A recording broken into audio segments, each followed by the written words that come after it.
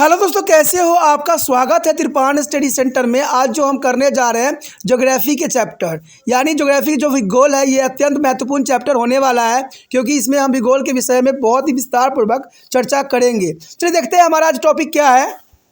यदि हम पहला क्वेश्चन की बात करें तो काफ़ी महत्वपूर्ण रहेगा। पहले चैप्टर ज्योग्राफी यानी भूगोल के अंतर्गत काफ़ी महत्वपूर्ण क्वेश्चन है। देख सकते हो कि जो है आप भारत के पड़ोसी देश के बारे में आप क्या जानते हो, यानी पड़ोसी देश कौन है और पड़ोसी देश होते कौन है।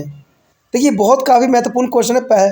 पहला क्वेश्चन ज्योग्राफी का यही बनेगा कि भाई कि अगर हम साइज लोकेशन की अगर बात कर रहे हैं चैप्टर, तो सबसे पहली बात तो ये आएगा कि भारत के कौन कौन से जो है देश जो है बाउंड्री को शेयर कर रहे हैं, तो ये पड़ोसी देश कहलाएंगे। ठीक है, जो उनके बाउंड्री जो है शेयर कर रहे हैं यानी भारत के साथ अटैच है। तो ये काफ़ी महत्वपूर्ण क्वेश्चन यहाँ रखता है कि भारत के पड़ोसी देशों के बारे में आप क्या जानते हो और कौन कौन पड़ोसी देश है। सबसे पहली बात तो आपको जानना ये जरूरी है कि भाई पड़ोसी देश है कौन और पड़ोसी देश कहते क्या किसे है। पड़ोसी तो आपको पता ही है, जो आपके घर के साथ रहता है कोई भी व्यक्ति, वो पड़ोसी कहलाता है। तो इसका मतलब जो भारत के साथ जो देश होंगे वो पड़ोसी देश कहलाएंगे। तो ये साफ हो जाता है। ठीक है, तो यही बात यहाँ क्वेश्चन भी समझाने की कोशिश कर रहा है। देखिए बार बार मैं क्वेश्चन समझाने की कोशिश इसलिए कर रहा हूँ कि आप आंसर तो याद कर लोगे लेकिन क्वेश्चन ही आपको समझ नहीं रहेगी। क्वेश्चन कैसे भी एग्जामिनर घुमा के पूछ सकता है, तो आपका जो है मोटिव सिर्फ इतना होना चाहिए कि इस क्वेश्चन पूछा क्या है और उसमें हम आंसर दे क्या सकते हैं। तो ये काफ़ी महत्वपूर्ण बात यहाँ पर दर्शाता है। अगर इसी क्वेश्चन की हम बात कर लें तो कहते हैं भारत दक्षिण एशिया में एक जो है महत्वपूर्ण राजनीतिक स्थिति रखता है, क्योंकि भारत जो है कई देशों के साथ जो है अपनी बाउंड्री साझा करता है। तो ये समझ सकते हो कि भारत के लिए खुशी की बात है और गम की भी बात है। आप सोचिए कि खुशी की बात क्या और गम की बात क्या है। कहता है जितने पड़ोसी देश रहेंगे उतने ही लोग काफ़ी अच्छा महसूस करेंगे। ये तो आप भी जानते हो। तो भारत में बहुत से देशों के साथ जो है इनका बाउंड्री शेयर हो रही है, जो कि अच्छी बात है। चलिए बहुत से देश हमारे साथ जुड़े हुए हैं, लेकिन दुखी की बात ये भी होता है कि कुछ देश जो होते हैं हमारे देश को बहुत परेशान कर रहे होते हैं। जैसे आपने देखा होगा कि चाइना ने जो है कई बार हमें जो है परेशान किया है। तो ये बहुत काफ़ी दुखदायक स्थिति भी पैदा करता है और कई बार तो सैनिक की झड़प भी हुई। तो कहते हैं पड़ोसी देश अच्छे भी होते हैं तो बुरे भी होते हैं। अब पाकिस्तान को ले लीजिए, ये भी हमारे पड़ोसी देश के अंतर्गत ही आते हैं, लेकिन ये जो है बाउंड्री साझा करने के साथ साथ वो हमारे देश पे ही कब्जा करने की फिराक में लगे रहते हैं। तो कहते हैं पड़ोसी होना अच्छा है, लेकिन ऐसा पड़ोसी नहीं कि जो हमारे घर पे ही कब्जा करने के जो मकसद रखता हो और अपनी पूरा करने की कोशिश कर रहा हो। तो ये बहुत ही विडंबना वाली बात रहती है। भारत दक्षिण एशिया में एक महत्वपूर्ण डायनेस्टी रखता है इसी कारण से, क्योंकि भारत जो है हर एक राज्य से देश से मिला हुआ है। हर एक राज्य जो है एशिया के देशों से मिलने होने के कारण जो है एशिया में इसका बहुत ही महत्वपूर्ण स्थान है। भारत अपनी भूमि सीमाओं के उत्तर पश्चिम में अफगानिस्तान देखिए और पाकिस्तान के साथ साझा करता है, यानी उत्तर में देखिए उत्तर पश्चिम में तो पाकिस्तान और अफगानिस्तान के साथ जो है अपनी सीमाओं को जो है साझा करता है, यानी बाउंड्री जो है शेयर करता है। उत्तर में चीन, नेपाल और भूटान तथा पूर्व में जो है म्यांमार और बांग्लादेश, ये पड़ोसी देश है। जो उत्तर में चीन और नेपाल है और भूटान और जो है म्यांमार और बांग्लादेश, ये सारे के सारे भी जो है पड़ोसी देश के रूप में है। जो पूर्व क्षेत्र में म्यांमार और बांग्लादेश है। श्रीलंका और मालदीव के द्वीप जो है राज्य समुद्री के जो है पार हमारे दक्षिण पड़ोसी देश है। यानी देखा जाए तो दक्षिण क्षेत्र में जो है श्रीलंका और मालदीव है, जो काफ़ी महत्वपूर्ण अपना योगदान देते हैं भारत के पड़ोसी देश होने के नाते। कहते हैं पाक जो है जल मरुस्थल और मैनर की खाड़ी द्वारा गठित समुद्र के एक सक्रिय चैनल द्वारा श्रीलंका को भारत के अलग कर देता है, जो कि काफ़ी महत्वपूर्ण है। मैंने आपको बताया भी था कि पड़ोसी देश बहुत काफ़ी अच्छे भी होते हैं, बुरे भी होते हैं। आपको इस बात का ये भी बात जान के मिल जाएगी कि भारत ने सभी देशों के साथ मित्रतापूर्ण संबंध ही रखने की कोशिश किया है, चाहे वो दुख के समय हो, चाहे गम के समय हो, चाहे खुशी के समय हो। जब कहते हैं नेपाल में जब भूकंप आई तो भारत ने बहुत सहयोग दिया था, क्योंकि भारत काफ़ी नज़दीक भी था। तो भारत से सभी देशों को बहुत फ़ायदा होगा, क्योंकि यहाँ से जो है उनको काफ़ी जो है महत्वपूर्ण जो है रिलैक्सेशन मिल सकती है। लेकिन दूसरे देश नहीं समझते, दूसरे देश दूसरे के बहकावे में आके जो है भारत के साथ जो है दो हाथ करने की कोशिश करते रहते हैं और हमेशा मुँह के ही खाते हैं। तो कहते हैं पड़ोसी देश जो है, और भी हम बात करें, जबकि जो है मालदीपीय द्वीप लक्षद्वीप द्वीप समूह के दक्षिण में स्थित है, जो मालदीव द्वीप और लक्षद्वीप देखिए काफ़ी महत्वपूर्ण है, जो भारत के साथ जो है बाउंड्री शेयर करते हैं। देखा जाए तो पाकिस्तान, नेपाल, भूटान, बांग्लादेश और भारत सबसे प्राकृतिक भौगोलिक इकाई जिन्हें अक्सर भारतीय उपमहाद्वीप कहा जाता है। यानी भारत के लिए सबसे महत्वपूर्ण उपमहाद्वीपों में से देखा जाए तो पाकिस्तान, नेपाल, भूटान और बांग्लादेश और भारत सबसे अधिक प्राकृतिक भौगोलिक इकाई के साथ जुड़ा हुआ है। कहते हैं ये देश जो है काफ़ी महत्वपूर्ण है और ये अक्सर जो है अपनी उपमहाद्वीपों को जो है शेयर करते हैं, भौगोलिक इकाई के रूप में देखे जाते हैं। तो आप क्वेश्चन समझ गए होंगे कि भारत के पड़ोसी देश के बारे में क्या जानते हैं। मैंने आपको पूरा विस्तार से जब बताया कि पड़ोसी देश अच्छे भी हुए हैं, बुरे भी हैं, तो किस लिए क्या है, और पश्चिम, उत्तर, दक्षिण में कौन कौन से जो है पड़ोसी देश है। तो ये काफ़ी जो है एग्जाम भी उसे महत्वपूर्ण क्वेश्चन रखता है। आगे का क्वेश्चन भी और भी काफ़ी महत्वपूर्ण है। यहाँ पर जो हमारा दूसरा क्वेश्चन आया है काफ़ी महत्वपूर्ण है कि कन्याकुमारी में दिन और रात की अवधि में अंतर क्यों नहीं महसूस किया जाता है, लेकिन कश्मीर में ऐसा नहीं है। क्वेश्चन समझना बहुत ज़रूरी है आपके लिए। देखिए, कन्याकुमारी में दिन और रात की अवधि में अंतर क्यों नहीं महसूस किया जाता, कि दिन कैसा है, रात कितना बड़ा है, तो ये अंतर क्यों नहीं महसूस होता है। लेकिन कश्मीर में ऐसा नहीं है। कश्मीर में हमें दिन रात जो है महसूस होती है, कितना लंबा पीरियड में चल रही है। कई बच्चे तो कन्फ्यूज़न में क्या करें, क्वेश्चन में उलझ जाएंगे। क्वेश्चन को समझना बहुत ज़रूरी है। अगर हम क्वेश्चन को न समझें तो हमारे लिए जो है गलत हो जाती है। देखिए, ये क्वेश्चन बहुत साफ क्वेश्चन किया गया है कि कन्याकुमारी में दिन और रात की अवधि में अंतर क्यों नहीं महसूस करते हो, कि दिन कितना है और रात कितना बड़ा चल रहा है। तो कन्याकुमारी में ऐसा नहीं महसूस होता है हमसे, ठीक है, क्योंकि ये दक्षिण क्षेत्र में फैला हुआ होता है। लेकिन कश्मीर में ऐसा नहीं है। कश्मीर में हम अंतर महसूस साफ कर सकते हैं। तो ये काफ़ी महत्वपूर्ण क्वेश्चन यहाँ पर है।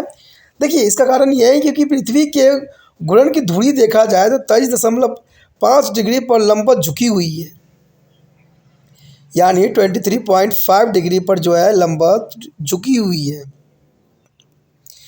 इसलिए पृथ्वी का रोशनी का जो है चक्र गर्मियों से सर्दी तक बदलता रहता है। यानी इसी कारण से पृथ्वी का रोशनी का जो चक्र होता है गर्मियों से सर्दियों तक बदलता ही रहता है। और कहते हैं विषुववृत्त रेखाओं पर यह जो है वर्ष भर दिन और रात के बीच कोई जो है समांतर नहीं करता है, लेकिन इसके उत्तर और दक्षिण में अवधि में अलग अलग होती है। तो ये तो साफ बात यहाँ पर आ गया कि विषुववृत्त रेखाओं पर यह वर्ष भर दिन और रात के बीच कोई समांतर नहीं रहता है, क्योंकि इसके उत्तर दक्षिण अवधि की अलग अलग होती है। कन्याकुमारी जो है भूमध्य रेखा के करीब है। कन्याकुमारी जो है सबसे इम्पोर्टेंट बात यही रखता है कि कन्याकुमारी जो है भूमध्य रेखा के करीब है, जबकि कन्याकुमारी बहुत दूर है। सबसे बड़ा फर्क यही बनाता है कि कन्याकुमारी भूमध्य रेखा के करीब है, जबकि कश्मीर जो है बहुत ही दूर है। तो यह अंतर कश्मीर में जो है सर्दी या गर्मी महसूस किया जाता है, लेकिन कन्याकुमारी में नहीं। तो ये बात आप समझ गए होंगे कि यह अंतर कश्मीर में सर्दी और गर्मी महसूस किया जाता है, क्योंकि ये जो है हमारा आप समझ सकते हो कि मानचित्र में अगर आप देखोगे तो हमारे ऊपर साइड में जो है आप कश्मीर है, और कश्मीर जो है कि ठंड इलाका है, ठीक है। तो यही बात यह दर्शाता है कश्मीर में सर्दी या गर्मी महसूस किया जा सकता है, लेकिन कन्याकुमारी में ऐसा नहीं है, क्योंकि कन्याकुमारी आपको पता है कि नीचे साइड है, ठीक है। अगर मानचित्र को आप अध्ययन करो तो ऊपर साइड कश्मीर है और नीचे जो है कन्याकुमारी है, और कन्याकुमारी जहाँ स्थित है वो भूमध्य रेखा के करीब है, और कश्मीर जो है भूमध्य रेखा से बहुत काफ़ी दूरी पे है। इसी वजह से ऐसा होता है। तो आप समझ गए होंगे कन्याकुमारी में दिन और रात की अवधि में अंतर क्यों नहीं होता है, जबकि कश्मीर में ऐसा होता है। तो ये क्वेश्चन जो है बिल्कुल आपको क्लैरिटी आ चुकी होगी, इसमें कोई डाउट नहीं होना चाहिए। और दूसरी पॉइंट इसमें नोट करने वाला था कि पृथ्वी घूर्णन की धुरी जो होती है 23.5 लंबवत झुकी होने के कारण, ठीक है। दूसरा कन्याकुमारी जो भूमध्य रेखा के करीब है, ठीक है। तो ये सारे कारण अगर आप एग्ज़ाम में लिख देते हो तो एग्जामिनर फुल में से फुल मार्क्स दे देता है, क्योंकि यही क्वेश्चन जो है पॉइंटों में भी दे सकते हो और डायरेक्ट भी लिख सकते हो, तो काफ़ी महत्वपूर्ण है। तीसरा क्वेश्चन जो हमारे समक्ष आया है अत्यंत महत्वपूर्ण है कि विश्व में भारत का कौन सा स्थान है। देखिए, ये काफ़ी महत्वपूर्ण क्वेश्चन है। हमने जहाँ बाउंड्री की जो शेयर की बात किया था, वहीं पे इस क्वेश्चन में जो है भारत जो है विश्व में क्या स्थान रखता है। तो ये ज्योग्राफिकल रीजन से काफ़ी महत्वपूर्ण है। ठीक है, अगर ज्योग्राफी के अगर आप अध्ययन कर रहे हो तो इसमें जानना बहुत ज़रूरी है कि विश्व में भारत का कौन सा स्थान प्राप्त है, किस चीज़ में। आप यही सोच रहे हो कि इसमें क्वेश्चन जो है अटपटा सा है कि विश्व में भारत का कौन सा स्थान प्राप्त है, किस में, लोकेशन में ही होगा। ज्योग्राफी के हम अगर चैप्टर कर रहे हैं तो इसका मतलब है भारत के लोकेशन के बारे में ही यहाँ पर डिस्कस किया जाएगा कि भारत का जो है विश्व में लोकेशन किस प्रकार का है और क्या स्थान है। तो ये काफ़ी महत्वपूर्ण क्वेश्चन एग्जाम व्यू से बनता है। इस क्वेश्चन को छोड़ देना काफ़ी मानने में जो होगा मूर्खता रहेगा, क्योंकि हमने भारत की स्थिति को देखना है पूरे विश्व में। देखा जाए तो भारत यूरेशिया, अफ्रीका और ऑस्ट्रेलिया के संबंध में बहुत ही अनुकूल स्थिति में। ठीक है, अगर आप मानचित्र को देखो ध्यान से तो देखा जाता है कि भारत यूरेशिया, अफ्रीका, ऑस्ट्रेलिया के संबंध में बहुत ही अनुकूल स्थिति में है। ठीक है, होगा तो मैं आपको मानचित्र पे ही दर्शाने की कोशिश करूंगा और इसमें काफ़ी रहेगा, आपके लिए महत्वपूर्ण रहेगा। और यह पूर्वी गोलार्ध या पूर्व में केंद्रीय स्थान रखता है और यह एशिया के दक्षिण मध्य एशिया का निर्माण भी करता है और यह हिंद महासागर के मुहाने पर स्थित है। कहते हैं यह हिंद महासागर पर सबसे लंबी जो है तटरेखा वाला सबसे बड़ा देश है। तीसरे सबसे बड़े देश जो है महासागर का नाम भारत के नाम पर ही रखा है। इसका नाम आप जानते ही हो, हिंद महासागर। कहते हैं हिंद महासागर जो है सबसे बड़े, तीसरे सबसे बड़े महासागर है। इसका नाम हिंदुस्तान के नाम से रखा है। ठीक है, हिंद रखा गया यानी हिंद महासागर। तो भारत की स्थिति के कई आर्थिक लाभ है और इसने जो है प्राचीन काल में पूर्व और पश्चिम के साथ आर्थिक और सांस्कृतिक संपर्क स्थापित करने में काफ़ी मानने में मदद किया है और ये दुनिया के व्यापार और वाणिज्य के लिए राजमार्गों पर स्थित है। कहते हैं पूर्व और पश्चिम दोनों में काफ़ी महत्वपूर्ण स्थान रखते हैं। देखिए, यही बात अगर दर्शाने के लिए अगर मैप की तरफ हम रुख करें तो मैप में आप में नज़र आएगा कि भारत की निष्पेक्षिक अवस्थिति जो होगी 8 डिग्री जो है 4 उत्तर से लेकर 37 के लिए जो है अक्षांश तक और जो है 68 से 7 जो पूर्व से लेकर 97 से लेकर 25 पूर्व तक होगा। चलिए इसी बात को जो है समझने के लिए मैप का भी हम प्रयोग करके देखते हैं। मानचित्र के अध्ययन से भी इस बात को हम समझने की कोशिश करते हैं। फिर इस क्वेश्चन को जो है हम विस्तारपूर्वक समझने की और कोशिश करेंगे। तो चलिए देखते हैं मैप क्या है। अब इस मैप से आप समझ रहे होंगे कि पूरा विश्व जो है काफ़ी महत्वपूर्ण है और भारत की स्थिति जो है कई मायने में इम्पोर्टेंट यहाँ पर दर्शाया गया है। ये हिंद महासागर, प्रशांत महासागर जो है काफ़ी जो है घेर रखा है, यानी देखा जाए तो भारत जो है निचले हर एक क्षेत्र से समुद्र से घिरा हुआ है। ऊपर जो है काफ़ी महत्वपूर्ण पड़ोसी देश आपको नज़र आ रहे होंगे और कई मायने में जो है पड़ोसी देश इंपॉर्टेंट यहाँ रखता है। चाइना का भी यहाँ पर काफ़ी महत्वपूर्ण स्थान है, पाकिस्तान का है, इवन कि अफगानिस्तान का भी है और साथ में उसके साथ कुछ क्षेत्रों पे जो है अमेरिका भी दिखेगा, ऑस्ट्रेलिया भी आपको दिखेगा और चाइना तो है ही है। तो ये काफ़ी महत्वपूर्ण यहाँ पर बनाता है इस क्वेश्चन को कि यहाँ पर जो है उनके विश्व में भारत का स्थान कितना महत्वपूर्ण है।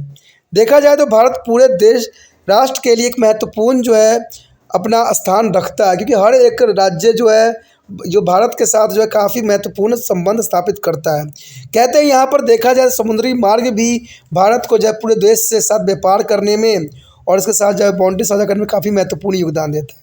तो ये काफ़ी इंपॉर्टेंट क्वेश्चन का अंतर्गत है। अब चलिए देखते हैं क्वेश्चन में इसी बात को हम जानने की कोशिश करें कि मैप जो हम अभी देखे हैं उस मैप के अंतर्गत क्वेश्चन में किस बात को यहाँ दर्शाया गया है कि भारत का जो है विश्व में क्या स्थान है। तो आप तो देख रहे होंगे यहाँ पर कि भारत का विश्व में क्या स्थान है, इसमें बताने वाले और दिखाने वाली कोई बड़ी बात नहीं है। भारत का स्थान जो है बहुत काफ़ी महत्वपूर्ण है और सबसे बड़ी महत्वपूर्णता को तो इस बात को दर्शाता है कि हिंद महासागर का नाम जो है भारत के नाम से ही पड़ा है, क्योंकि पहले भारत को हिंदुस्तान के नाम से जाना जाता, इसलिए इसको हिंद के नाम से जो है हिंद महासागर का नाम रखा, जो तीसरा सबसे बड़ा महासागर है। ठीक है, अब देख सकते हो कितने सारे जो है नीले दिख रहे हैं, वो सब सागर को रिप्रेजेंट किया जा रहा है। तो भारत का लोकेशन बहुत काफ़ी महत्वपूर्ण रखता है विश्व के लिए। चलिए देखते हैं क्वेश्चन के अंतर्गत क्या और बात बताए, आगे समझने की कोशिश करते हैं। तो ये क्वेश्चन को जैसे कि हम मैप में देखने की कोशिश की, आप देखिए यही बात यहाँ लिखा हुआ है कि भारत यूरेशिया, अफ्रीका और ऑस्ट्रेलिया के संबंध में बहुत ही अनुकूल स्थिति में है, क्योंकि भारत जो है अफ्रीका, यूरेशिया, ऑस्ट्रेलिया की काफ़ी नज़दीक है और देखा जाए तो काफ़ी इसका जो है गहरा संबंध स्थापित किया हुआ है। और ये पूर्व गोलार्ध या पूर्व में केंद्रीय स्थान रखता है और ये एशिया दक्षिण मध्य प्रदेश का निर्माण भी करता है। देखिए, दक्षिण मध्य प्रदेश का निर्माण करना बहुत बड़ी बात है। और ये हिंद महासागर के मुहाने पर स्थित है, यानी हिंद महासागर आपने देखा भी होगा मैप में, हिंद महासागर के मुहाने पर जो है भारत की स्थिति है। और ये हिंद महासागर पर सबसे लंबी तटरेखा वाला सबसे बड़ा देश भी है। अब देखिए, तटरेखा, तटरेखा आप समझते हो क्या होता है? यानी समुद्र के जो किनारे, तटरेखा, तो वो भारत सबसे अधिक है। तटरेखा वाले में देखा जाए तो मैंने आपको दिखाया ना कि भारत का निचला पहाड़ देखोगे तो सब तटरेखा ही है, ठीक है। यानी भारत पे अटैक करने की संभावना बहुत कम होगा, और होगा तो समुद्री यात्रा, समुद्र के साइड से ही होगा, ठीक है ना। और उधर से देखा जाए तो ऊपर से जो है आपको चाइना, पाकिस्तान, म्यांमार, ये सब प्रॉब्लम क्रिएट कर सकते हैं, क्योंकि इनकी जो है लैंड जो है शेयरिंग हो रही है। लेकिन यहाँ पर अगर देखा जाए तो बहुत महत्वपूर्ण बात यही लगता है कि हिंद महासागर पर सबसे लंबे तटरेखा वाला सबसे बड़ा देश है। और तीसरे सबसे बड़े महासागर का नाम जो है भारत के नाम पर रखा गया है, इसीलिए रखा गया हिंद महासागर। भारत की स्थिति को कई आर्थिक लाभ है। देखिए, भारत की स्थिति के कारण कई देशों को लाभ इससे पहुंचता है व्यापार करने में, क्योंकि समुद्री मार्ग है तो व्यापार करना सरल हो जाता है। कहते हैं कई क्षेत्र के जो है बाउंड्री भी साझा हो रही है, तो इससे भी व्यापार करना बहुत ही आसान हो जाता है। इसने प्राचीन काल से पूर्व और पश्चिम के साथ आर्थिक और संस्कृति संपर्क स्थापित करने में काफ़ी मदद किया है। आपको पता ही होगा कि भारत की जब खोज हुई तो भी वास्को डी गामा ने जो है समुद्री मार्ग को ही उसने जो है मेन प्रायोरिटी दिया, और समुद्री मार्ग से ही भारत में प्रवेश भी किया। और ये दुनिया के व्यापार और वाणिज्य के लिए राजमार्ग पर स्थित है, और पूर्व और पश्चिम दोनों देशों के लिए काफ़ी फायदेमंद है। यदि बात हम करें भारत की स्थिति और रिकॉर्ड की जो है कुछ पॉइंटों पर, तो ये काफ़ी महत्वपूर्ण रहेगा। देखिए, एग्जाम व्यू से जो हमने यहाँ पर उठाया है सिर्फ 3-3 पॉइंट ही उठाया है, और ये 3-3 पॉइंट काफ़ी हो जाता है। अगर 5 मार्क्स में अगर 6 पॉइंट दे रहे हो तो काफ़ी महत्वपूर्ण रखता है। तो ये नहीं कि हम सब जगह का जो है 5 दें और जो है इसके साइज़ के भी हम 5 दें, ऐसा कोई रूल रेगुलेशन नहीं है। तो ये काफ़ी महत्वपूर्ण क्वेश्चन यहाँ पर आता है, क्योंकि चैप्टर भी हमारा जो है यही है कि भारत की स्थिति और आकार, इसके रिगार्डिंग जो है ये क्वेश्चन काफ़ी महत्वपूर्ण है। और इसमें हम मैप में भी जानने की कोशिश करेंगे कि इसकी साइज़ की जो लोकेशन है किस प्रकार की है। तो सबसे पहले हम आंसर को देख लें कि आंसर किस रूप में दिखाया गया। जब मैप आप समझोगे तो इसका और भी जो है बाद में मैं रिपीट करूँगा। तो यहाँ पर अगर हम देखें लोकेशन की बात, यानी जगह की बात देखें, तो भारत की अगर हम देखें स्थिति, तो भारत विश्व का 7वां बड़ा सबसे देश है, ठीक है। देखिए, भारत जो है 7वां बड़ा देश है क्षेत्रफल की दृष्टि से, कह लो, ठीक है, जो जोग्राफिकल रीजन के रिगार्डिंग कर लो। अगर जनसंख्या में देखा जाए तो भारत जो है दूसरे पोजीशन पे है। पहला चीन है जो आपको पता ही होगा, दूसरा भारत है। लेकिन चीन की बात यह है कि उसके पास जो है बाउंड्री लाइन बहुत काफ़ी अधिक है, लेकिन भारत के पास जो है बाउंड्री लाइन बहुत ही कम है। यानी भारत के पास एरिया जो है बहुत ही कम है, चाइना के साथ अधिक है। तो वहाँ पर चलिए जनसंख्या इतना अधिक है तो कुछ फ़र्क नहीं पड़ता है, लेकिन भारत में जो है साइज़ जो है छोटा होने के कारण जनसंख्या अधिक है जगह छोटा लेकिन जनसंख्या अधिक है। तो इसलिए जो भारत का अगर देखा जाए तो ज्योग्राफिक ग्रोथ के अंतर्गत भारत का जो है 7वां बड़ा देश माना गया है, ठीक है। भारत जो है 7वां बड़ा देश है। और मुख्य भूमि अक्षांश जो है 8.4 उत्तर और 37 डिग्री जो है 6 उत्तर, और देशांत में 68 डिग्री 72 पूर्व, और जो है 97 डिग्री 25 पूर्व के बीच फैली हुई है। तो ये जो अक्षांश की बातें बताई जा रही है, देशांत अक्षांश की बात बताई जा रही है, क्योंकि जब मैप आप देखते हो ना तो इसमें यही बात वहाँ पर होता है। जैसे मैप के पिक्चर करेंगे तो उसमें मैं बताऊँगा कि कौन से जो है अक्षांश और देशांतर क्या होती है। अगर बात यहाँ करें कर्क रेखा की, तो कर्क रेखा देखा जाए तो 23 डिग्री 30 देश में उत्तर में है, और देश के लगभग 2 बराबर भागों में बांटती है। यानी कर्क रेखा जो है भारत को 2 भागों में बांटती है।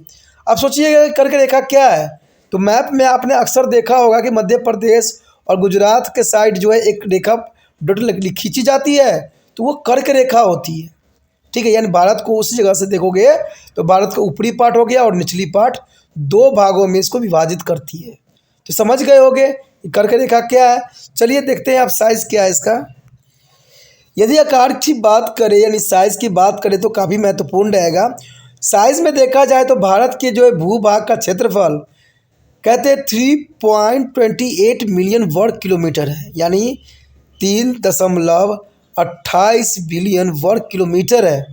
तो ये काफ़ी देखा जाए तो काफ़ी अधिक तो नहीं है, लेकिन फिर भी कहते हैं भारत का कुल क्षेत्रफल विश्व के कुल भौतिक क्षेत्रफल का लगभग 2.4% है। देखिए, भारत कुल क्षेत्रफल जो है विश्व के कुल भौगोलिक क्षेत्रफल के लगभग सिर्फ 2.4% है। यानी देखा जाए इसके अंतर्गत तो बहुत ही छोटा एरिया भारत के पास है, लेकिन जनसंख्या दूसरा नंबर पे है। तो ये काफ़ी महत्वपूर्ण बात यहाँ पर आता है कि 2.4% ही जो है हमारे आकार में है। भारत की भू सीमाएँ लगभग जो है 15,200 किलोमीटर है, और समुद्र की जो है कुल ऊंचाई, यानी समुद्र से भारत की कुल ऊंचाई जो है 7,516.6 किलोमीटर है। तो ये काफ़ी महत्वपूर्ण बात है। चलिए मैप में देखने की कोशिश करते हैं और समझने की कोशिश करते हैं कि आखिर ये बात क्या है और क्यों ऐसा बताया जा रहा है। अब यहाँ पर आप देख सकते हो कि भारत जो है पूरे विश्व में कितना छोटा सा नज़र आ रहा है, तभी जो है भारत को 7वां स्थान प्राप्त है। तो आप देख सकते हो इसमें कोई बात बुरी और नहीं है, आपको क्लैरिटी नहीं आई ऐसी बात नहीं है। इसमें देख सकते हो कि भारत का जो लोकेशन है 7वां स्थान इस रिगार्डिंग प्राप्त है, क्योंकि इससे भी जो है 6 बड़े बड़े देश यहाँ पर आपको नज़र आ रहा होगा। तो ये काफ़ी महत्वपूर्ण बात है। अगर इसी बात को अक्षांश देशांश के बीच में हम देखें तो हमें दूसरा मैप देखना पड़ेगा। अब देखिए, यही बात जो है हम अगर अक्षांश देशांश के रूप में देखें तो मैंने आपको कहा था कि जो कर्क रेखा टॉपिकल ऑफ कैंसर, देखिए भारत को बीचे बीच पार्ट से जो है डिवाइड कर रखा है।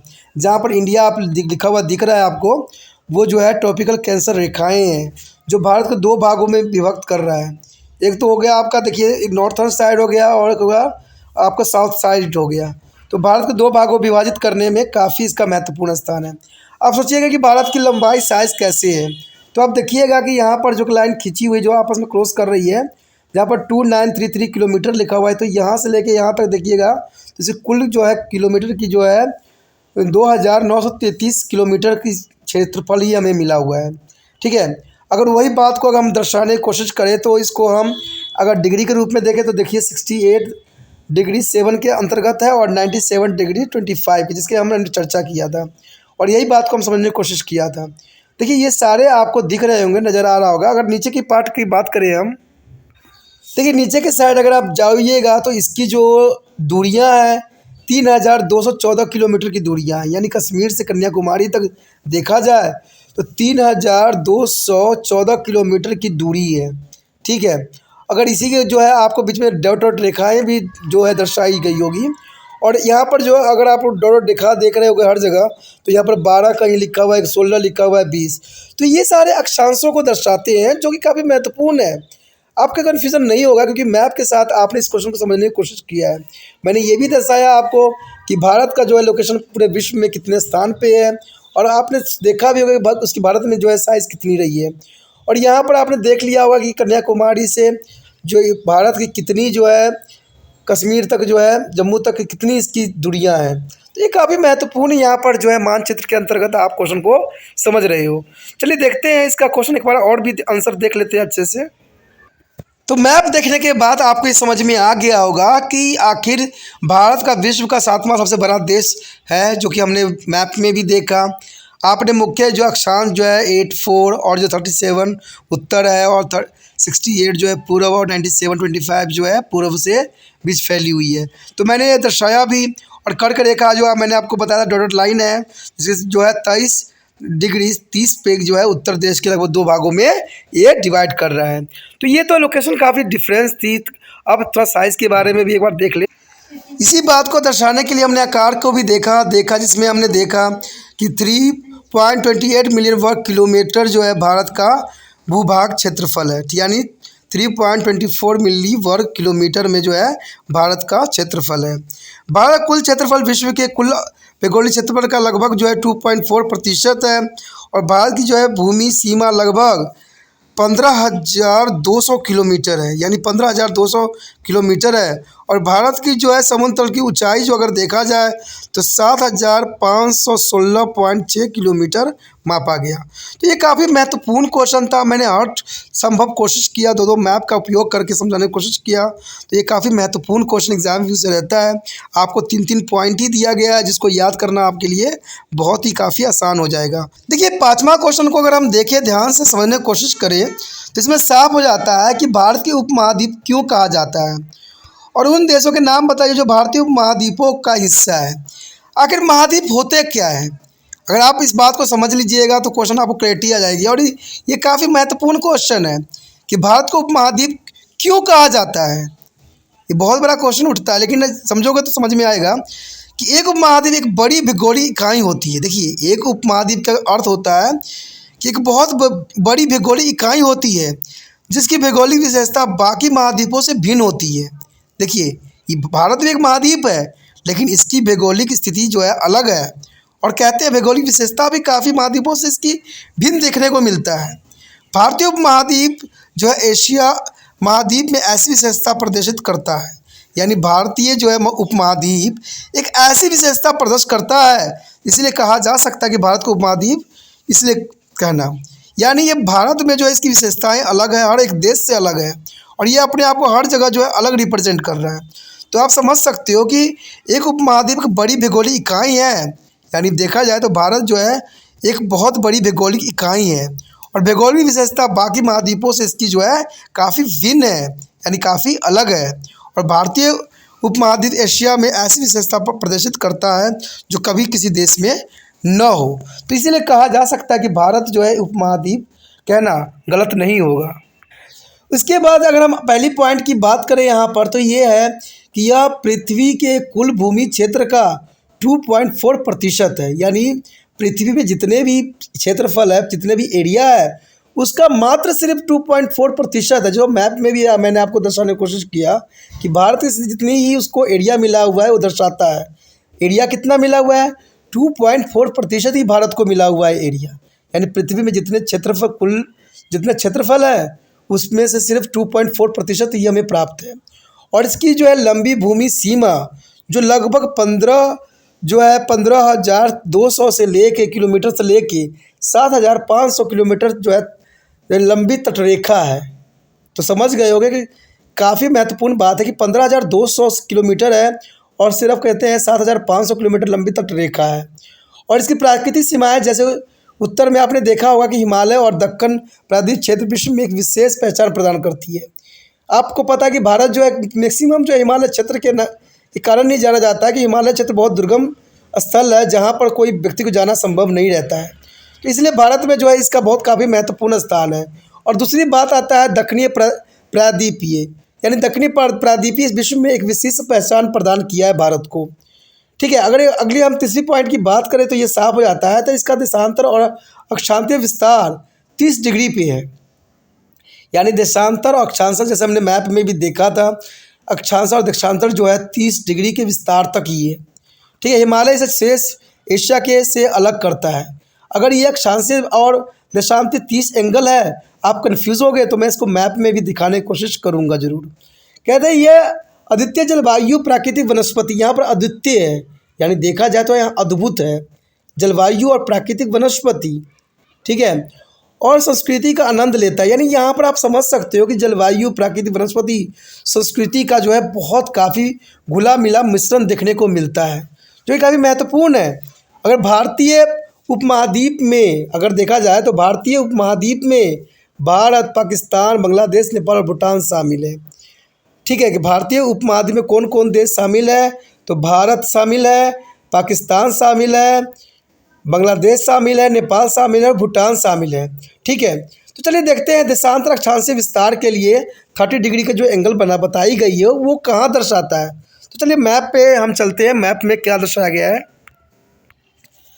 यहाँ पर मैप आप देख सकते हो, यहाँ पर जो नीचे आप दिख रहा होगा 8 नॉर्थ 12 16। ठीक है, दूसरे साइड भी 8 and 12 60 दिख रहा होगा, और नीचे आप देखिए कि 84 88 82 FE ईस्ट दिखाया जा रहा है। तो ये सारे के सारे जो होते हैं एंगल्स होते हैं अक्षांश और देशांतर के बीच में जो है डिवाइड करते हैं, जिसको मैं आप समझाने की कोशिश कर रहा था। आगे देखिए ऊपर भी देख सकते हो कि इसी तरह से जो है प्रदर्शित है।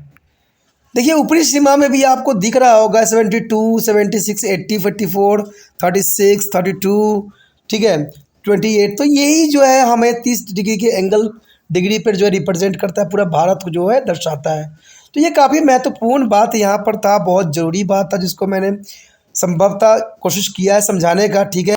हमारा अगला क्वेश्चन जो 6वां है अत्यंत महत्वपूर्ण है। इसमें जो आपको पता है कि एग्ज़ाम व्यू से ये क्वेश्चन होना स्वाभाविक बात है। क्यों? क्योंकि हम जैसे साइज़ और लोकेशन की जो चैप्टर कर रहे हैं उसके अंतर्गत जो है ये क्वेश्चन पूछा जाना स्वाभाविक ही रहती है। इसलिए इस क्वेश्चन को जो है आपको अच्छे से समझना है और इसको लिख के जो है याद करना है। देखिए इसमें याद करने की भी बहुत ज़रूरत नहीं है आपको, सिर्फ आपने एक पॉइंट याद रखना है इस क्वेश्चन के अंतर्गत, वही इसका मेन आंसर है, ठीक है।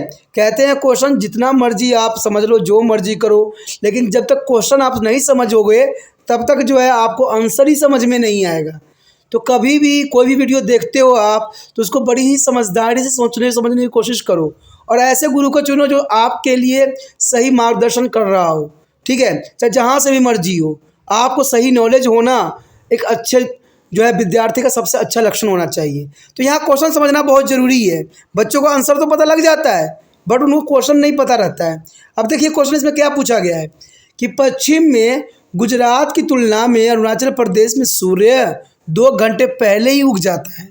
अब देखिए गुजरात की तुलना में, यानी गुजरात की तुलना में अरुणाचल प्रदेश में सूर्य जो है 2 घंटा पहले उग जाता है, जो एक जनरल सी बात है। क्योंकि अरुणाचल प्रदेश आपको पता है किधर साइड है, जिधर साइड होगा उधर जो है सूरज के पहले ही उगती होगी। जैसे आपको पता है कि पूर्व के साइड सूरज उगती है तो वहाँ के उधर पूर्व के साइड जितने भी व्यक्ति होंगे, जितने भी देश होगा, वहाँ पर जो है सूर्योदय पहले होगा। लेकिन गुजरात में जो है थोड़ा लेट ही होगा, क्योंकि गुजरात काफ़ी अंतिम छोर पे आता है। तो समझ सकते हो ना कि इसमें डिफरेंस तो होना स्वाभाविक बात है। लेकिन सबसे बड़ी इंटरेस्टिंग बात क्वेश्चन में ये बताया गया है, लेकिन घड़ी एक ही समय दिखाती है, ऐसा क्यों होता है? अब देखिए 2 घंटा का विलम्ब हो रहा है सूर्य उदय होने में, फिर भी घड़ी जो है सही समय दिखा रहा है, ऐसा क्यों?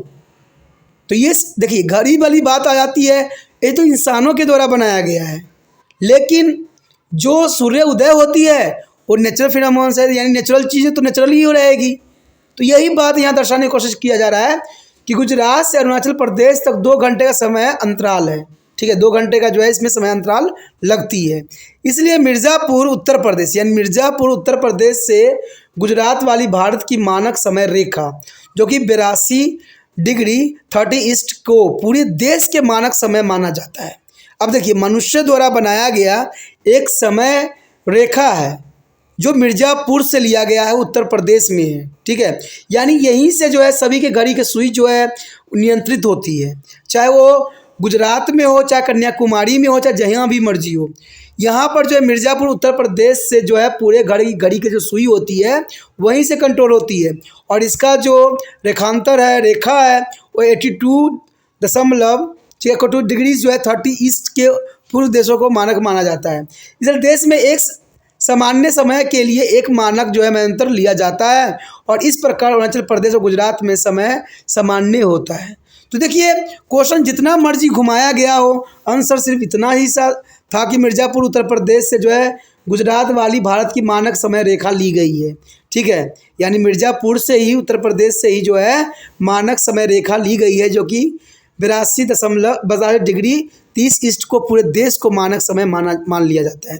तो पूरे देश में देखिए समय जो होगा एक ही होगा, चाहे सूर्य उदय 1 घंटा पहले हो या 1 घंटा बाद हो, क्योंकि इंसानों ने जो समय की जो कैलकुलेशन किया है, जो स्टैंडर्ड टाइम लिया है वो एक ही लिया है, जो कि पूरे जगहों पे जो है सेम टाइम ही दिखाएगा, चाहे सूर्य उदय पहले हो या सूर्यास्त लास्ट में हो। इसका कोई मान्यता यहाँ पर नहीं रहती है, क्योंकि हमने जो स्टैंडर्ड टाइम लिया है वो मिर्ज़ापुर उत्तर प्रदेश से लिया गया है, जो कि 82 डिग्री 30 ईस्ट को मानक पूरे देश में है। तो ये क्वेश्चन आपने भली भांति समझ गए होंगे और मुझे नहीं लगता एग्ज़ाम में आप भूलने वाले हो। आपको सिर्फ इतना दिमाग में रखना है कि मिर्ज़ापुर उत्तर प्रदेश से गुजरात वाली भारत की मानक समय रेखा 82 डिग्री 30 ईस्ट को पूरे देश ने अपनाया है और इसी से जो है समय काल मापी जाती है। चाहे सूर्य उदय लेट हो या पहले हो, इससे किसी का भी कोई लेना देना नहीं है। तो ये काफ़ी महत्वपूर्ण क्वेश्चन था एग्जाम व्यू से, जिसको आपको याद कर लेना चाहिए। और आंसर बहुत बड़ा नहीं है, सिर्फ एक लाइन का है, जिसको आपको माइंड में रखना है। यहाँ पर जो हमारे समक्ष क्वेश्चन आया है 7वां, अत्यंत महत्वपूर्ण है। कहते हैं अगर हम इस क्वेश्चन को समझने की कोशिश करें तो कई मायने में इम्पोर्टेंट क्वेश्चन के अंतर्गत ही आता है, क्योंकि ये क्वेश्चन जो है अगर भौगोलिक अगर हम कर रहे हैं, भूगोल के बारे में कर रहे हैं, तो इसका मतलब है कि ये क्वेश्चन अपने इम्पोर्टेंट के साथ जो है बहुत काफ़ी महत्व रखता है। अब देखिए क्वेश्चन क्या है, ये जानना आपके लिए बहुत ज़रूरी है कि क्वेश्चन में आखिर क्या गहराई है। कहते हैं ऐतिहासिक काल से भारत में जो है पर्वतीय दरारें किस प्रकार सहायक रही हैं। देखिए ऐतिहासिक काल से अगर बात करें पर्वतीय दरारों को, तो कहते हैं ये हमारे लिए भी बहुत फ़ायदेमंद थे और विदेश से आक्रमण करने वाले लोगों के लिए भी बहुत काफ़ी फ़ायदेमंद थे, क्योंकि ये दरारें ऐसी थी जहाँ से वो प्रवेश कर सकते थे। क्योंकि आपको पता है कि अगर इस क्षेत्र की बात करें तो यहाँ पर बड़े बड़े जो है पर्वतमालाएँ हैं और वहाँ से किसी को आना संभव ही नहीं है। लेकिन ये लोग जो थे दरारों का इस्तेमाल करके भारत पे जो है अपना अस्तित्व स्थापित किया, और भारत के लिए भी कई मायने में दरार इम्पोर्टेंट थे। तो ये जानना हमारे लिए अतिरिक्त महत्वपूर्ण रहेगा और एग्ज़ाम व्यू से भी महत्वपूर्ण रहेगा, और एग्ज़ाम में ऐसे क्वेश्चन आना एक स्वाभाविक बात रहती है। इसलिए त्रिपाठी सेंटर ने जो है इसको और इस क्वेश्चन को जो है काफ़ी महत्वपूर्ण दिया है और 7 नंबर दिया है। देखिए इस क्वेश्चन में तो आप समझ गए होंगे कि ऐतिहासिक काल के भारत में पर्वतीय दरारें किस प्रकार सहायक सिद्ध हुआ है। तो इसमें यही बात दर्शाया गया है कि भारत जो है उत्तर पश्चिम, उत्तर और उत्तर पूर्व में युवा वलित पर्वत से घिरा हुआ है। उत्तर में पहाड़ों के पार विभिन्न दरारों ने पश्चिमी यात्रियों को मार्ग प्रदान किया है, और इन दरारों के माध्यम से मसाले, मलमल और अन्य जो है माल भारत से विभिन्न देशों में ले जाया जाता था। पर्वतीय दरारों ने ऐतिहासिक काल से विचार और वस्तुओं को जो है आदान प्रदान में योगदान दिया। देखिए क्योंकि आपने देखा होगा, अगर मानचित्र देखा है भारत का, तो आप देखोगे कि नीचे साइड जितने भी क्षेत्र है वो हिंद महासागर से घिरा हुआ है। तो यहाँ से जो हो सकता है तो व्यापार होगा भी तो शिप के द्वारा होगा, यानी बड़े बड़े जहाज़ों का इस्तेमाल किया जा सकता है, पानी वाले जहाज़ का। लेकिन अगर भूमि क्षेत्र देखें तो भूमि क्षेत्र अगर आप देखोगे तो यहाँ से जो है आप जो है गुजरात से लेके जो है आप हिमालय के क्षेत्रों तक देख सकते हो, या इधर आप देखोगे तो नेपाल साइड से सारे क्षेत्र जो है स्थलीय क्षेत्र हैं।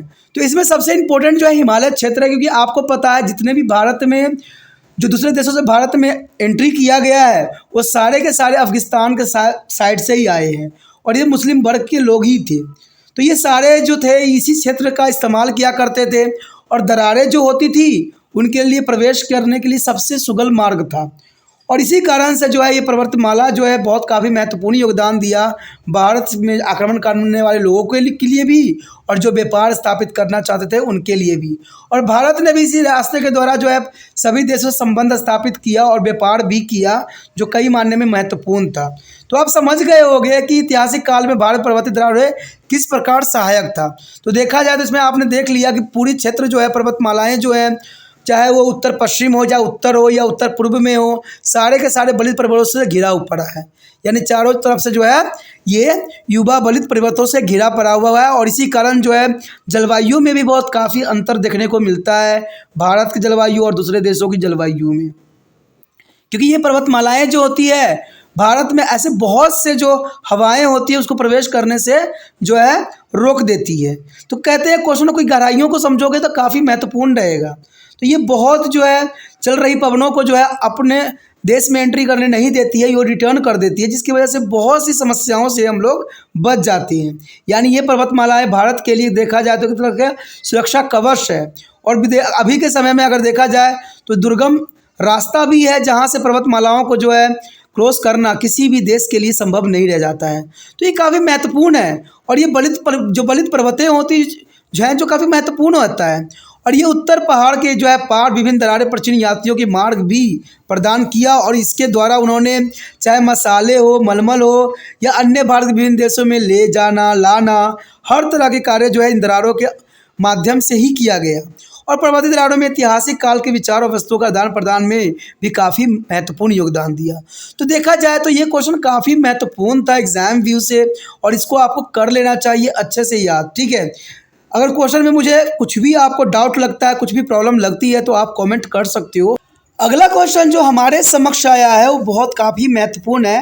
Question number 8। देखिए क्वेश्चन नंबर 8 जो है इसमें बहुत काफ़ी कुछ जो है समेट रखा है अपने आप में। अगर इसको आप समझिएगा तो कहते हैं आपको काफ़ी चैप्टर जो है अंडरस्टैंडिंग हो जाएगी इसी क्वेश्चन से। क्योंकि देखिए त्रिपाण सेंटर जो है उन क्वेश्चनों को लेता है जो पूरे चैप्टर का निचोड़ होता है। ठीक है, तो ये हर समय हर साल जो है काफ़ी महत्वपूर्ण क्वेश्चन के रूप में आपके लिए हेल्पफुल हो सकता है। ठीक है, तो इसके सिवा क्वेश्चन हो ही नहीं सकता, बन ही नहीं सकता। कितना घुमा के एग्जामिनर देगा, इतना घुमा के जितना जो है आप सिंपलिसिटी उसको कर सको। तो ये काफ़ी महत्वपूर्ण बात यहाँ पर रखता है। अगर इसी क्वेश्चन की हम बात करें तो देखिए कितना इंपॉर्टेंट है कि लंबी तटरेखा भारत के लिए किस प्रकार लाभदायक रही है। अब यहाँ पर बात की गई है हमारा लंबी तटरेखा की। ठीक है, जो लंबी तटरेखा होती है वो किस प्रकार भारत के लिए लाभदायक सिद्ध हुआ है। देखिए लाभदायक सिद्ध होना बहुत जरूरी, जैसे हमारे लिए अभी पढ़ा है हमने कि दरारें जो है किस प्रकार माउंटेन जो है उसमें दरारें होती है वो किस प्रकार भारत के लिए हेल्पफुल था और किस प्रकार जो है विदेशियों के लिए भी हेल्पफुल था। तो इस तरह ये क्वेश्चन भी काफ़ी महत्वपूर्ण रखता है कि लंबी तटरेखा भारत के लिए किस प्रकार लाभदायक रही है। अब देखिए यही बात को अगर हम जानें तो कहते हैं अरब सागर और बंगाल की खाड़ी, हिंद महासागर का विस्तार और भारतीय प्रद्वीप के पश्चिम से पूर्व में स्थित, ये काफ़ी महत्वपूर्ण बात बता रही है कि अरब सागर, बंगाल की खाड़ी और हिंद महासागर का विस्तार जो कि काफ़ी बड़ी है। भारतीय प्रायद्वीप पश्चिम और पूर्व में स्थित है और हिंद महासागर इसके दक्षिण में स्थित है। अंडमान और निकोबार और लक्षद्वीप सहित भारत के मुख्य भूमि की तटरेखा की कुल लंबाई, देखिए लंबाई कम नहीं है, 7,516.6 किलोमीटर है। तो ये काफ़ी लंबी रेखाएं हैं। आप देख सकते हो कि 7,516.6 किलोमीटर होना आम बात नहीं है। तो यानी सबसे जो है लंबी तटरेखा मानी जा सकती है।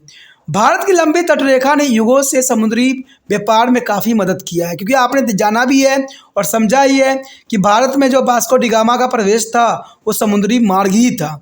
और ये बहुत बड़ी बात इंपॉर्टेंट यहाँ पर रखता है कि लंबी तटरेखा ने युगों में बहुत से जो है समुद्री व्यापारों में काफ़ी मदद किया है और इसे सुगम रास्ता भी कहा जा सकता है। ठीक है, हिंद महासागर के शीर्ष पर भारत के केंद्रीय स्थान ने से ट्रांस हिंद महासागर मार्गों के साथ एक राजनीतिक स्थान भी प्रदान किया है। देखिए ये हिंद महासागर के कारण, देखिए हिंद महासागर का नाम जो है भारत के यानी हिंदुस्तान के नाम से पड़ा हुआ है। तो कहा जा सकता है कि एक अधिकार जो है हिंद महासागर का भारत का ही रहेगा। तो यही बात यहाँ भी दर्शाने की कोशिश किया गया है कि भारत के केंद्रीय स्थान से ट्रांस हिंद महासागर मार्ग के साथ एक राजनीतिक स्थान प्रदान करता है, यानी पूरे विश्व के साथ जो है एक राजनीतिक जो है जोड़ता है, राजनीतिक बंधनों में जोड़ देता है। भारत जो है पश्चिम तट से पूर्वी जो है पश्चिम एशिया, अफ्रीका, यूरोप के साथ तथा पूर्व तट से दक्षिण पूर्व और पूर्वी एशिया के साथ निकट संपर्क स्थापित कर सकता है। कहते हैं लंबी तटरेखा ने भारत की जलवायु को काफ़ी प्रभावित भी किया है। यानी देखा जाए तो लंबी तटरेखा ने भारत की जलवायु को प्रभावित करने में प्रमुख भूमिका निभाई है। अब सोचिएगा कि जलवायु किस प्रकार जो है यहाँ पर जो है भारत को प्रभावित करेगा। तो आपको ये बात जानकर काफ़ी हैरानी होगी कि भारत में अगर देखा जाए तो बहुत से विपदाएँ जो है नहीं आती है। कारण क्या है, इसके बड़े बड़े जो है तटरेखा है, बड़े बड़े हिमालय हैं। ठीक है, तो इन्हीं कारणों के कारण जो है जलवायु काफ़ी प्रभावित होती है। ठीक है, चारों तरफ समुद्र से घिरा हुआ है तो जलवायु तो प्रभावित होगी। पानी क्षेत्र रहेगा तो जलवायु प्रभावित होगी, माउंटेन क्षेत्र रहेगा तो जलवायु प्रभावित रहेगी। माउंटेन देखिए अपने तरफ से जो है कोई भी दूसरे देशों से आने वाली हवा को हमारे भारत में प्रवेश करने से साफ रोक देती है। तो ये काफ़ी महत्वपूर्ण बात है। और समुद्र से अगर मान लीजिए हवा गुजर रहा है, तेज़ हवाएं चल रही है, तो उसका जो है समुद्र में भी प्रभाव कुछ न कुछ दिखाएगा। तो ये काफ़ी महत्वपूर्ण बात रखता है। कहते हैं ये मछली पकड़ने और पेट्रोल के निष्कासन के अवसर भी काफ़ी अच्छे रूप में प्रदान करता है। यह भारत की रक्षा करने वाले जो है प्राकृतिक सीमा के रूप में भी कार्य करते हैं, क्योंकि कहते हैं इतने बड़े समुद्र मार्ग को है अगर पार करना किसी भी देश के लिए संभव नहीं है। ठीक है, तो इसीलिए जो है ये काफ़ी महत्वपूर्ण है इनके तटरेखा।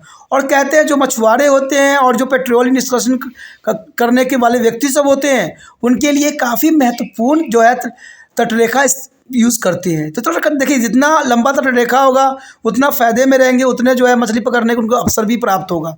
तो ये देखा जाए तो ये लंबी तटरेखा होना भारत के लिए काफ़ी लाभदायक सिद्ध हुआ है। और इसके लिए जो है इसके जनजीवन काफ़ी प्रभावित रहती है। तो ये क्वेश्चन भी कई मायने में देखा जाए तो काफ़ी महत्वपूर्ण है और आपके लिए समझ के लिए भी ज़रूरी है। अगर आपको नहीं समझ में आ रहा है, नहीं है, तो मुझे बताइए कमेंट करके कि कैसे से बताया जाए जो आपको अच्छे समझ में आ जाए। ठीक है, मैं दोबारा रिपीट करके बता देता हूँ आंसर क्या है। देखिए शॉर्ट में कि आपको पता होगा कि भारत के लंबी तटरेखा जो है अरब सागर, बंगाल की खाड़ी, हिंद महासागर जो है पूरा विस्तार क्षेत्र है। इसी 3 क्षेत्र में जो है पूरे जो है तटरेखा ये उपलब्ध है। और इसकी तटरेखा की जो अगर हम गणना करें तो अंडमान निकोबार और लक्षद्वीप भारत के मुख्य तटरेखा की कुल लंबाई 7516.6 किलोमीटर है। और ये जो है भारत के लंबी तटरेखा होने के कारण जो है युगों से जो है समुद्री व्यापारियों के लिए काफ़ी मददगार सिद्ध हुआ है। और हिंद महासागर जो है शीर्ष पर भारत के केंद्रीय स्थान से ट्रांस हिंद महासागर के साथ राजनीतिक स्थान पर भी प्रदान किया गया है। और भारत पश्चिम तट के पश्चिम एशिया, अफ्रीका, यूरोप के साथ जो है पूर्वी तट से जो है दक्षिण पूर्व और पूर्वी एशिया के साथ निकट संपर्क स्थापित कर किया है। किसके साथ? पश्चिम एशिया, अफ्रीका और यूरोप के साथ। तो ये पॉइंट बन गया। लंबी तटरेखा ने भारत की जलवायु काफ़ी प्रभावित भी किया है, कि भूमिका भी निभाता है, जलवायु का भी इसमें काफ़ी महत्वपूर्ण योगदान देता है लंबी तटरेखा। ठीक है, और लंबी तटरेखा के कारण जो होता है मछली पकड़ने वाले और पेट्रोलियम निष्कासन करने वाले को भी काफ़ी सहायता प्रदान करता है। और यह भारत की रक्षा करने वाले प्राकृतिक सीमा के रूप में भी कार्य करता है। आप क्लियर हो गया होगा आपको आंसर, कोई डाउट नहीं होगा। इसको अगर पॉइंट ऑफ व्यू से भी करोगे तो काफ़ी महत्वपूर्ण ये आपके लिए बन जाएगा। 9वां क्वेश्चन जो है काफ़ी महत्वपूर्ण है एग्जाम व्यू से देखा जाए तो। जितना हमने क्वेश्चन किया सभी के क्वेश्चनों का जो है ये क्वेश्चन जो है निचोड़ क्वेश्चन है। यानी देखा जाए तो सभी क्वेश्चन जितने क्वेश्चन किया है उसके मिला के ये क्वेश्चन बनना स्वाभाविक था। क्योंकि प्राचीन काल में स्थल मार्गों का भारत को क्या योगदान था, व्याख्या करना है। देखिए प्राचीन काल में स्थल मार्गों का जो है भारत का क्या योगदान रहा, यानी भारत ने क्या योगदान दिया पूरे विश्व के लिए। तो ये बहुत काफ़ी महत्वपूर्ण क्वेश्चन बन जाता है यहाँ पर देखा जाए तो इस चैप्टर के अंतर्गत।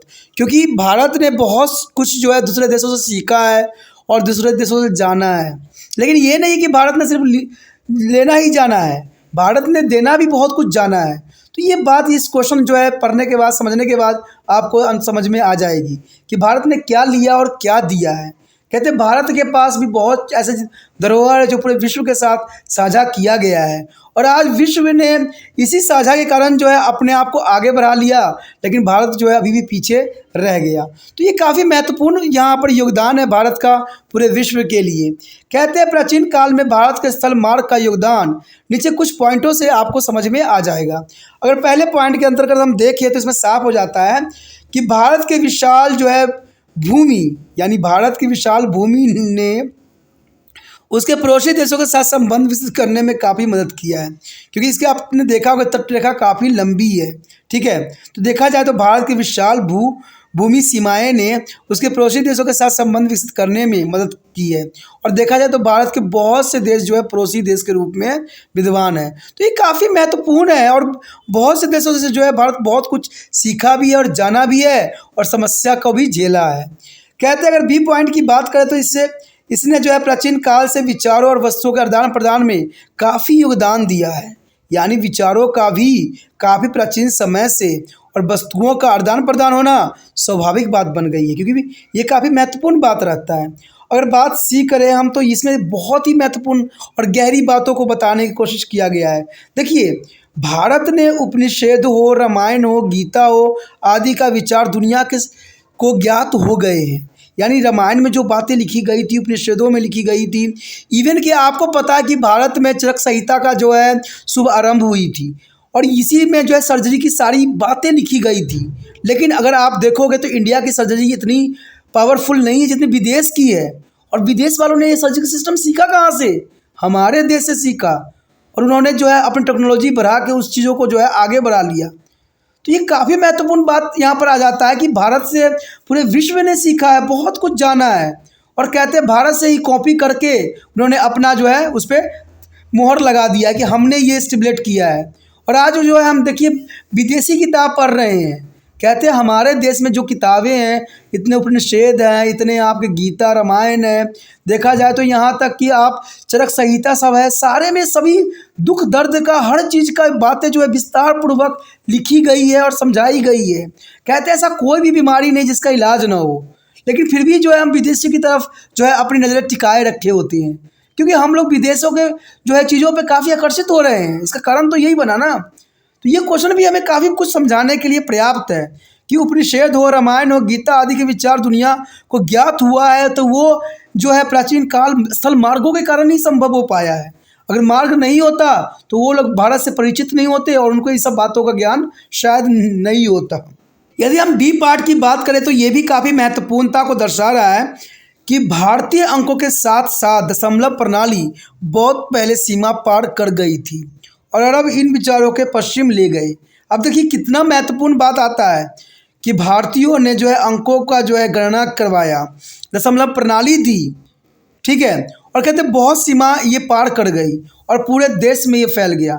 आप सोच रहे हो कि जो कंप्यूटर का विकास हुआ है वो विदेशों में हुआ है, लेकिन आपको शायद इस बात की नॉलेज नहीं है कि जो कंप्यूटर में कोडिंग होती है 0 1 की, तो आपको ये एहसास होना चाहिए कि 0 की खोज भारत में हुई थी। तो अमेरिका वालों ने या विदेशों वालों ने भारत से इसको लेके और कंप्यूटर का आविष्कार कर लिया, तो वो उन्होंने अपना नाम का थप्पा लगा दिया। लेकिन उन्होंने ये नहीं कहा कि जो उन्होंने कोडिंग बनाई कंप्यूटर की 0 और 1 वो भारत के से लिया गया। तो आप समझ सकते हो कि भारत का देन हर एक क्षेत्र में है, हर एक देशों को है, लेकिन वो लोग जो है कितने घण हैं और वो जो है उपकार को नहीं मान रहे हैं। तो ये क्वेश्चन भी इस बात को दर्शा रहा है कि 0 का खोज हो या दशमलव का खोज हो, वो सब भारत में ही हुआ और भारत के विद्वानों ने ही किया। सबसे पहले सूरज में जब ग्रहण लगी थी तो आर्यभट्ट ने इस बात को साफ कर दिया था, लेकिन आज नासा वाले कहते हैं कि आज हमने खोज करके पूरे अपना जो है मोहर लगा दिया। तो ये बात काफ़ी क्वेश्चन दर्शा रहा है, काफ़ी महत्वता को बता रहा है कि भारतीय अंकों के साथ साथ जो है दशमलव प्रणाली बहुत पहले सीमा पार कर गई थी और अरब इन विचारों को पश्चिम के ले गए। उसके पश्चात अगर हम ई पॉइंट की बात करें तो ये साफ करता है कि मसाले, मलमल और अन्य माल इन जो है स्थल मार्गों से भारत विभिन्न देशों में ले जाया जाता था। तो जर्नल सी बात है कि स्थल मार्ग का इतना महत्वपूर्ण था कि दशमलव प्रणाली जो है सीमा पार कर सकता है, तो वही मसाले, मलमल, अन्य सामान क्यों नहीं कर सकता। तो देखा जाए तो अगर मसाले से जो उनको जो है रूबरू करवाया गया तो वो भारत ही था। वास्को डी गामा जब भारत में आया तो मसाले से इतना प्रभावित हुआ कि कहते हैं कि वो पूरा जहाज़ भर के मसाले यहाँ से ले गया और अपने देश में ले जाने के बाद उसने जो उसका व्यापार किया, कहते हैं उसको 10 गुना मुनाफा हुआ। फिर दोबारा वो ललायित हुआ, फिर दोबारा भारत में आया और ऐसे करते करते वहाँ के बहुत से लोग भारत में आए, भारत में शिफ्ट हुए और भारत पे ही जो कब्जा करके जो है अंग्रेज़ों के रूप में यहाँ विद्यमान हो गए और 250 साल तक जो है अपना राज किया और भारत को जो है नोच नोच कर धरती यहाँ से लेके चले गए। इवन कि कैनूर हीरा भी जो था वो भी भारत का था, अब जो है इंग्लैंड वालों का है। तो आप समझ सकते हो कितना कुछ जो है भारत से जो है लोगों ने लेके चले गए और अपना नाम का थप्पा लगवा लिया। तो ये काफ़ी महत्वपूर्ण बात यहाँ आता है क्वेश्चन में। अगर हम अंतिम पॉइंट की बात करें तो ये साफ हो जाता है कि दूसरी और ग्रीक मूर्ति कला का प्रभाव और पश्चिम एशिया के गुंबद और मीनारों की स्थापन शैली हमारे देश के विभिन्न हिस्सों में देखी जा सकती है। अब देखिए अगर हम पेंटिंग की बात करें तो पेंटिंग में भी जो है विदेशी के जो जितने भी कलाकार हैं सब विदेशी कलाकार हैं, ठीक है, चाहे सरगिल हो या जो भी हो। आपने पेंटिंग अगर पढ़े होगा तो आपको एहसास होगी कि बहुत जो है, चाहे मिरांडो हो चाहे सरगिल हो, बहुत सारे विदेशी हैं और सब ने विदेशी के जो है अब हम पढ़ रहे हैं। लेकिन उनको भी पता है कि सारे पद्धति जो है भारत से ली गई, क्योंकि इसका साक्ष्य जो है पुरानी इमारत है जिस पे हर तरह के जो है तस्वीर बनाई गई, ठीक है, खंडरे हैं जहाँ पर तस्वीर देखने को मिली और तेलियाँ जो है पट्टियों से बनाई गई बहुत से हमें कलाकृति मिली। तो इससे क्या जाहिर होता है कि भारत में ये कला थी कि विदेश में कला थी, किसको सरे जाना चाहिए। तो ये बहुत काफ़ी महत्वपूर्ण यहाँ पर क्वेश्चन था कि स्थल मार्ग जो है भारत के लिए और दूसरे देशों के लिए किस प्रकार जो है इम्पोर्टेंट था। तो आप समझ सकते हो कि भारत के जो स्थल मार्ग थे, इन्हीं स्थल मार्गों के कारण पूरे देश को जो है भारत की सभ्यताएं, भारत की जो है उपलब्धियाँ और भारत के ज्ञान से अवगत करवाया और उन्होंने जो इन ज्ञानों को मॉडलाइज करके जो है काफ़ी फ़ायदा अपने देशों को पहुँचाया। तो देखा जाए तो भारत में हर चीज़ का ज्ञान है, हर चीज़ में सक्षम है भारत किसी से कम नहीं है। लेकिन भारत में कुछ नेता और राजनीति के कारण जो है भारत अभी पिछड़ रहा है। कहते हैं आज सिर्फ लोग अपने मकसद को ही जो है आगे बढ़ा रहे हैं। भारत को बढ़ाने की कोशिश कोई नहीं कर रहा है, सिर्फ अपना जो है अपना नाव चलाना चाहते हैं, अपना सिक्का चलाना चाहते हैं सिर्फ। तो ये बात जो है गलत है। कहते हैं भारत को हमेशा आगे बढ़ाने चाहिए और जो चीज़ हमसे दूसरे देशों ने ले लिया है उसको भारत में वापस कर लाने के लिए हर संभव कोशिश करना चाहिए। दोस्तों इसी के साथ हमारा जो है ज्योग्राफी का पूरा चैप्टर जितना त्रिपाण सेंटर को लगा वो क्वेश्चन 9th क्वेश्चन तक जो है काफ़ी महत्वता को दर्शाया। और ये काफ़ी 9th क्वेश्चन जो है आपको 9 क्वेश्चन जो आपको इसमें मिले हैं वो काफ़ी महत्वपूर्ण रहेंगे। तो आपको हर एक क्वेश्चन को ध्यान से समझने की कोशिश करना है और मेरा विश्वास है कि इससे अधिक क्वेश्चन आपको एग्जाम में आ ही नहीं सकता, और आएगा भी तो घुमा फिरा का आंसर इसका यही होगा। ठीक है, इसलिए इस क्वेश्चनों को जो है अच्छे से याद कर लीजिए, अच्छे से समझ लीजिए। जो बच्चे अभी एग्जाम भी देंगे उनके लिए भी महत्वपूर्ण है और जो नए सेक्शन में जाएंगे उनके लिए भी महत्वपूर्ण रहेगा ये क्वेश्चन, क्योंकि अभी से वो लोग याद करना स्टार्ट कर देंगे तो एग्जाम के टाइम तक तो इसके वो मास्टर बन जाएंगे इन क्वेश्चनों के। तो इसलिए दोस्तों इसको अच्छे से नोट कीजिए। कोई आपके भाई बहन 8th क्लास में है, वो 9th में आने वाले हैं, उनको भी ये क्वेश्चन दे दीजिए स्टार्टिंग से, जिससे कि वो अच्छे से अपनी एग्ज़ाम की तैयारी कर सके। ठीक है, अगर इसमें कुछ गलतियां हैं, कुछ मिस्टेक है तो आप मुझे कमेंट भी कर सकते हो। कहते हैं जब तक आप मुझे अच्छी रास्ता नहीं बताओगे, अच्छी बातें नहीं बताओगे, तब तक मैं आपके लिए अच्छे से अच्छा नहीं कर सकता हूँ। मैं एक बात सदैव जानता हूँ कि हर बच्चों में एक इम्पोर्टेंट ज्ञान छुपा हुआ होता है और मैं जानता हूँ कि मुझ में इसमें बहुत सी गलतियाँ हो सकती है। तो आप जो है उस बात के लिए कमेंट कर सकते हो, समझाने को बता सकते हो कि इसमें ये चीज़ होना बहुत ज़रूरी था। ठीक है, अगर ये सब बातें आपको अच्छा लगा तो लाइक शेयर सब्सक्राइब कीजिए और जितना हो सके इस वीडियो को दूसरे बच्चे तक पहुंचाने में आपने त्रिपाण सेंटर का हेल्प करना है। और इसके लिए कुछ भी आपको नहीं करना है, आपने को जो है यूट्यूब से लिंक को कॉपी करना है और 24 घंटे के लिए व्हाट्सएप स्टेटस पे लगा देना है। इसे जो व्यक्ति आपके कांटेक्ट में होंगे उनको ज़रूर ये वीडियो प्राप्त हो जाएगा और जिनको नहीं देखना है वो भी इग्नोर कर सकते हैं, इसमें कोई प्रॉब्लम नहीं है। कहते हैं अच्छी चीज़ों के लिए बोलने की आवश्यकता नहीं होती है। दोस्तों जो चीज़ आपकी है, जो चीज़ आपके लिए ज़रूरी है उसको तो आपको कैच करके लिख के अपने एग्ज़ाम की तैयारी में लगा देना चाहिए, क्योंकि मैं जानता हूँ ये क्वेश्चन बहुत काफ़ी महत्वपूर्ण है। चाहे आप सोचो या न सोचो ये आपकी प्रॉब्लम है, लेकिन त्रिपाण सेंटर ने इम्पोर्टेंट क्वेश्चन को ही इम्पोर्टेंट दिया है और इसके रिगार्डिंग आपको पूरा चैप्टर समझ में आ जाएगा। ठीक है, अगर पहली बार वीडियो देख रहे थे तो चैनल को सब्सक्राइब करके अपने मोबाइल में सेव जरूर कर लीजिए, तभी जो है आपको आने वाला समय में हर एक सब्जेक्ट का हर एक सिलेबस जो है आपको त्रिपाण सेंटर पे मिलेगा, चाहे वो 8th क्लास का हो चाहे MA तक हो। आपको समय रहते रहते सभी सब्जेक्ट का जो है वीडियो आपको त्रिपाण सेंटर पे अपलोड नज़र आएगा।